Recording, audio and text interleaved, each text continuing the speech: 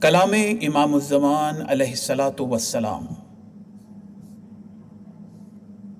یہ مسلمان جو مختلف قوموں میں سے اس دنیا میں اکٹھے ہوئے ہیں، یہ تم سب کی ایک امت ہے جو سب پر ایمان لاتے ہیں، اور میں تمہارا خدا ہوں، سو تم سب مل کر میری ہی عبادت کرو۔ دیکھو الجز نمبر 17 سورہ الانبیاء۔ اس تدریجی وحدت کی مثال ایسی ہے جیسے خدا تعالیٰ نے حکم دیا کہ ہر ایک محلے کے لوگ اپنی اپنی محلے کی مسجدوں میں 5 وقت جمع ہوں، اور پھر حکم دیا کہ تمام شہر کے لوگ 7ویں دن شہر کی جامع مسجد میں جمع ہوں، یعنی ایسی وسیع مسجد میں جس میں سب کی گنجائش ہو سکے۔ اور پھر حکم دیا کہ سال کے بعد عیدگاہ میں تمام شہر کے لوگ اور نیز گرد و نواح دیہات کے لوگ ایک جگہ جمع ہوں، اور پھر حکم دیا کہ عمر بھر میں ایک دفعہ تمام دنیا ایک جگہ جمع ہو، یعنی مکہ معظمہ میں۔ حوالہ چشمہ معرفت۔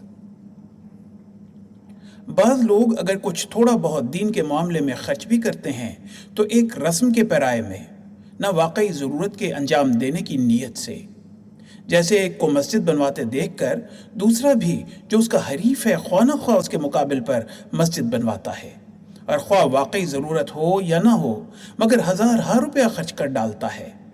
کسی کو یہ خیال پیدا نہیں ہوتا جو اس زمانے میں سب سے مقدم اشاعت علم دین ہے، اور نہیں سمجھتے کہ اگر لوگ دیندار ہی نہیں رہیں گے تو پھر ان مسجدوں میں کون نماز پڑھے گا۔ صرف پتھروں کے مضبوط اور بلند میناروں سے دین کی مضبوطی اور بلندی چاہتے ہیں، اور فقط سنگ مرمر کی خوبصورت قطعات سے دین کی خوبصورتی کے خواہاں ہیں۔ لیکن جس روحانی مضبوطی اور بلندی اور خوبصورتی کو قرآن شریف پیش کرتا ہے، اور جو اصلها ثابت وفرعها فی السماء، سورہ ابراہیم آیت نمبر 25 کا مصداق ہے، اس کی طرف نظر اٹھا کر بھی نہیں دیکھتے، اور اس شجرہ طیبہ کے ذل ذلیل دکھلانے کی طرف ذرا متوجہ نہیں ہوتے، اور یہود کی طرح صرف ظواہر پرست بن رہے ہیں، نہ دینی فرائض کو اپنے محل پر ادا کرتے ہیں، اور نہ ادا کرنا جانتے ہیں، اور نہ جاننے کی کچھ پرواہ رکھتے ہیں۔